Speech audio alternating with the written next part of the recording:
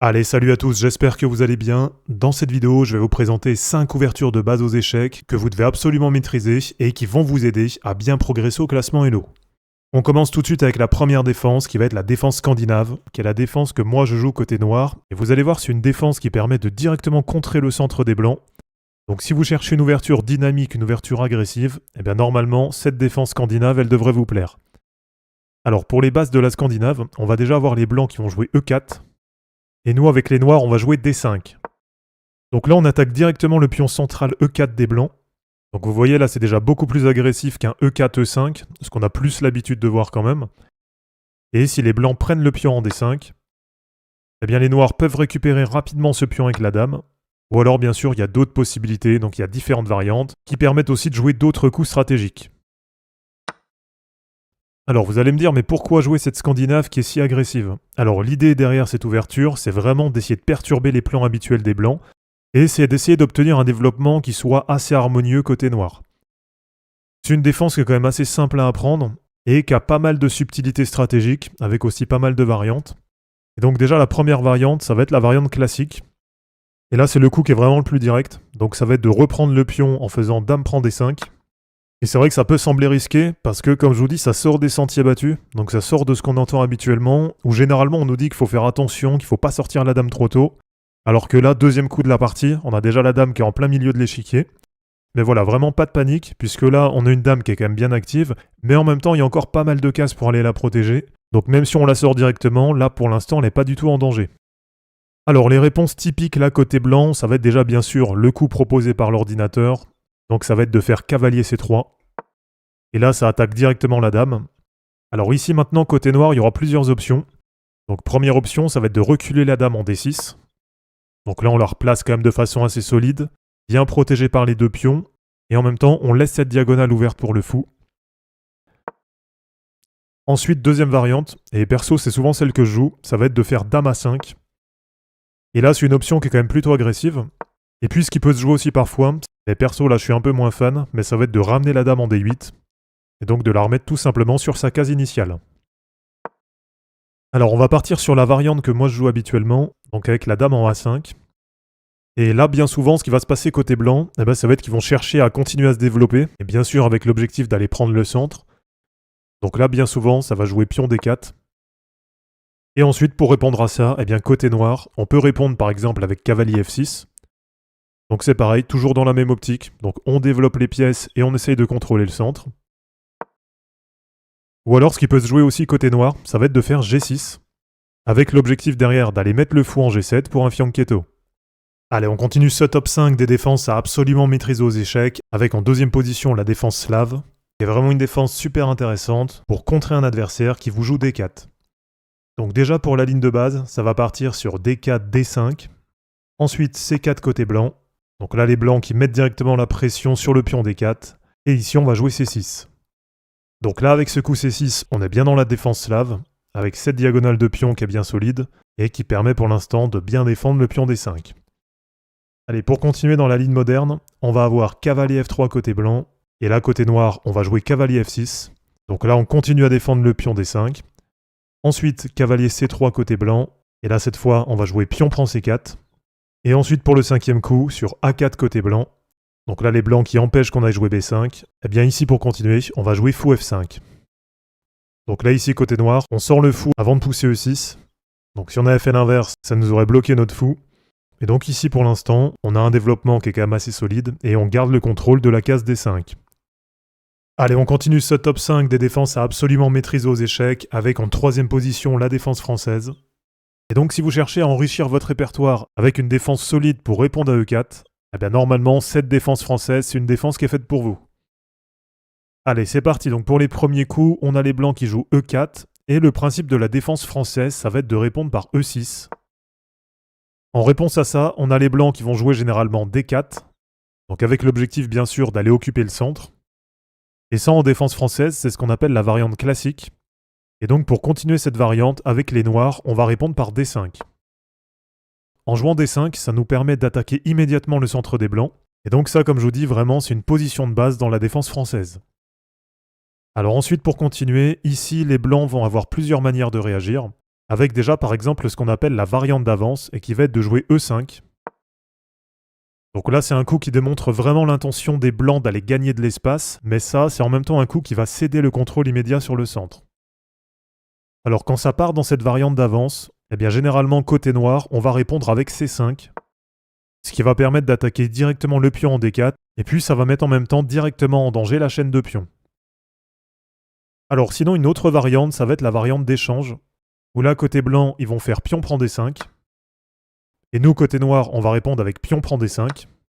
Donc là les blancs ils simplifient vraiment la position, et du coup avec cet échange, on se retrouve vraiment sur une position symétrique.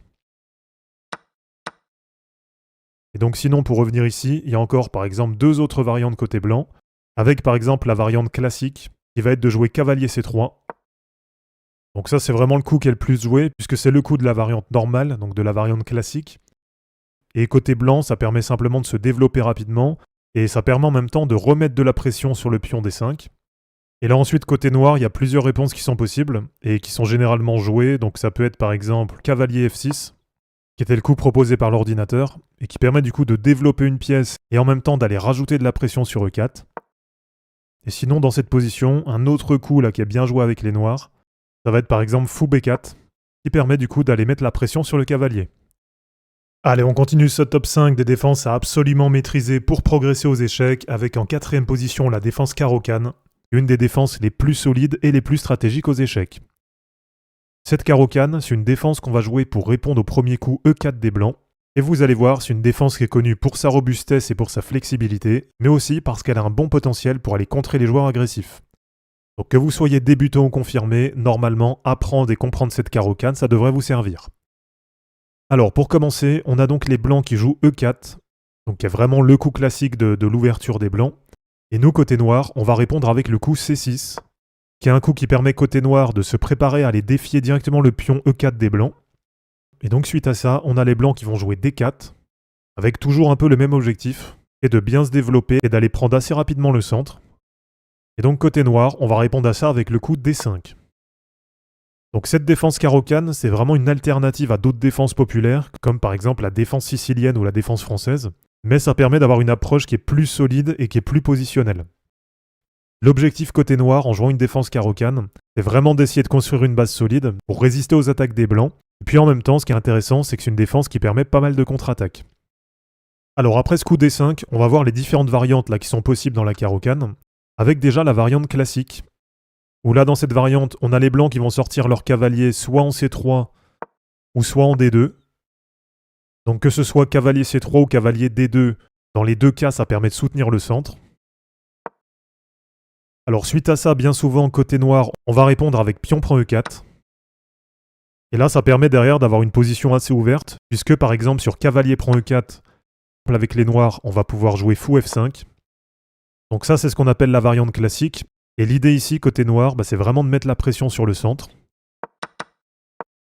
Alors ensuite, sinon, une autre variante, ça va être la variante avancée. Et là, on a les blancs qui jouent E5, avec l'objectif d'aller gagner de l'espace au centre. Et là, pour répondre à ça, côté noir, on va pouvoir jouer par exemple fou F5, qui permet tout simplement de développer le fou, et donc de le mettre à l'extérieur de la chaîne de pions. Alors sinon, on peut aussi miner le centre des blancs, en jouant par exemple E6, mais là, le problème, c'est qu'on a quand même le fou qui est enfermé. Ou alors, par exemple, on va pouvoir jouer C5, donc toujours avec l'objectif d'aller déstabiliser le centre des blancs. Alors sinon, vous avez aussi par exemple la variante d'échange. Donc après D4, D5, les blancs vont jouer pion prend D5.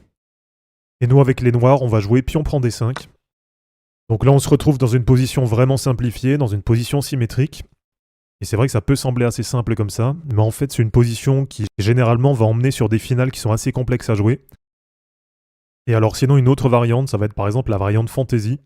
Et là côté blanc, ça va jouer de manière assez agressive, puisque ça va pousser sur F3. Et là on se retrouve dans une position qui est assez inhabituelle, avec toute cette diagonale de pions.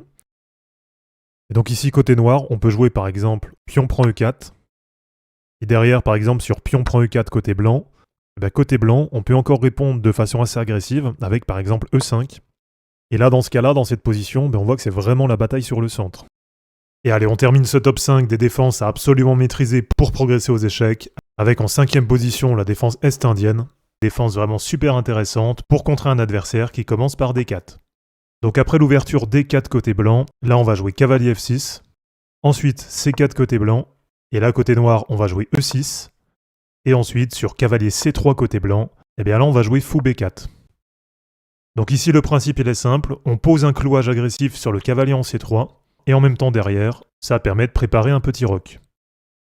Donc là derrière, les idées clés côté noir, ça pourrait être simplement petit roc, et ensuite B6, fou B7, donc d'aller mettre le fou en fianchetto.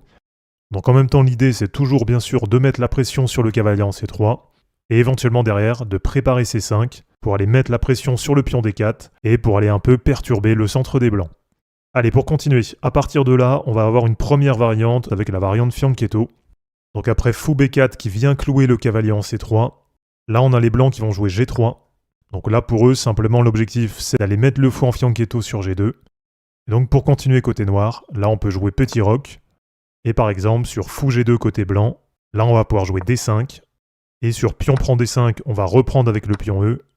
Et ensuite si on a par exemple E3 côté blanc, et bien là on pourra jouer par exemple C6. Donc ça permet de bien soutenir le pion en D5. Et après aussi, un coup qui pourrait être pas mal, ça pourrait être d'aller jouer tour E8. Allez, on revient un petit peu en arrière, et là je vais vous montrer l'autre variante. Donc après cavalier C3 côté blanc et fou B4 côté noir. Là je vais vous montrer le système avec E3. Donc ici, on a les blancs qui jouent E3. Et là ça permet aux blancs de bien soutenir le pion D4. Donc ça permet en même temps d'avoir une structure de pion qui est bien solide. Et là le plan côté noir, derrière, ça va être B6, fou B7. Donc simplement d'aller mettre le fou en fianchetto. On pourra aussi bien sûr plus tard aller jouer petit roc. Et puis selon le timing, on aura toujours D5 ou C5 pour aller prendre de l'espace et pour continuer à mettre la pression sur le centre. Donc voilà les amis, c'est terminé pour cette vidéo, j'espère en tout cas que ça vous aura plu. Comme d'habitude, si c'est pas encore fait, pensez à vous abonner à la chaîne pour suivre les prochaines vidéos. De mon côté, je vous mets tout ça en ligne et je vous dis à bientôt. Ciao.